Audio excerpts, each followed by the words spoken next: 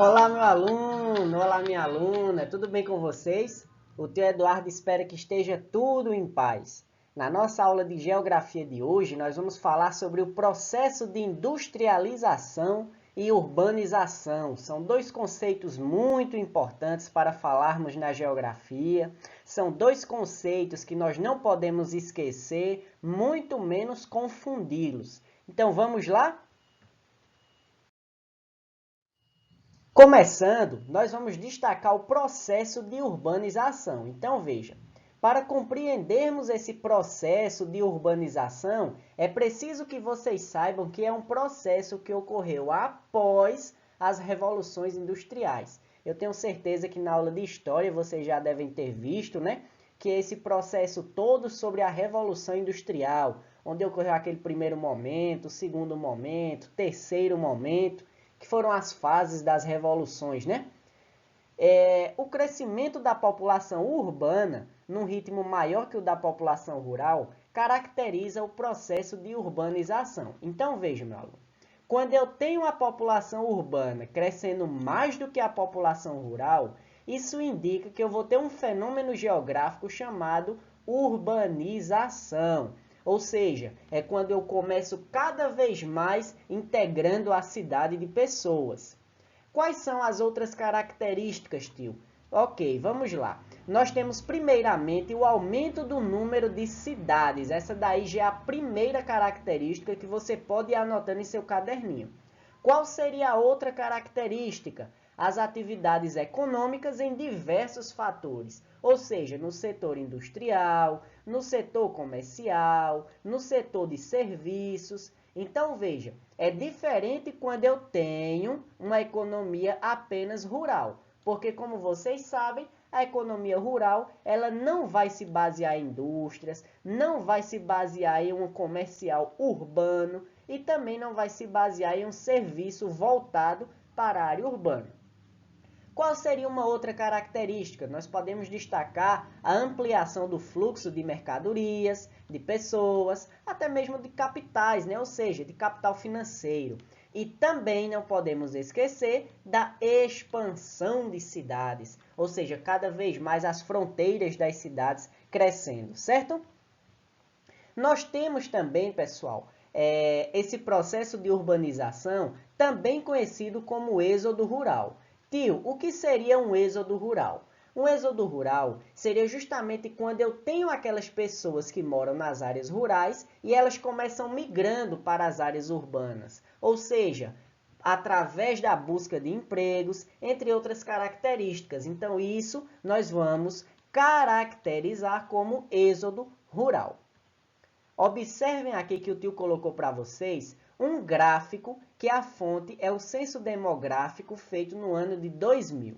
Então, veja, o que é que a gente tem aqui? Primeiro de tudo, aqui nos mostra o grau de urbanização segundo as grandes regiões do Brasil, entre os anos de 1991 aos anos 2000. Então, veja que no Brasil, nesse período, era de 75,6% e aumentou para 81,3%. Ou seja, eu posso dizer que aumentou a urbanização? Sim, tanto no Brasil, em que região do Brasil? Norte, Nordeste, Sudeste, o Sul e também o Centro-Oeste. Você pode perceber através dos números que esse processo acabou aumentando do ano 91 para o ano 2000. Então, é inegável dizer que o processo de urbanização aconteceu em uma crescente, aconteceu em um processo de evolução.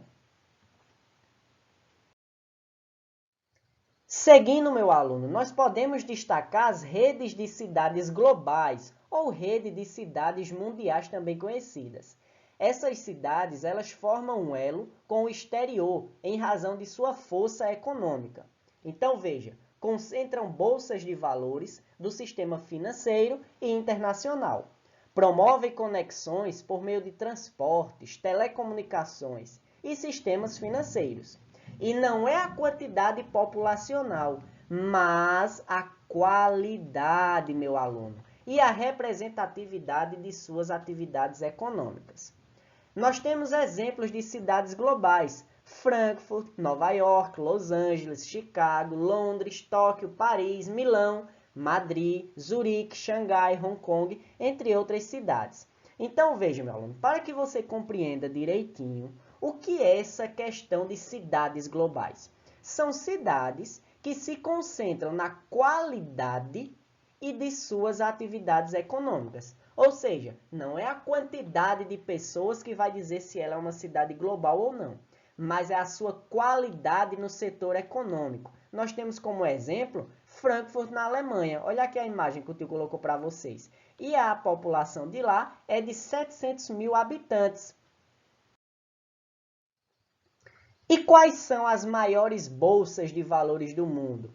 Tio, o que é que tem a ver essa questão de bolsa de valores? É porque, meu aluno, onde funciona a questão financeira maior, isso indica que a cidade ela é mais desenvolvida. Lembra no slide anterior que o tio citou? Falou sobre Frankfurt, que tem 700 mil, a sua população é de número de 700 mil pessoas e acabou sendo uma cidade global. Então, teremos aqui as maiores bolsas de valores do mundo. Vocês têm em números através do mapa e mostra no ano de 2017 quais eram as bolsas. Estão em ordem crescente.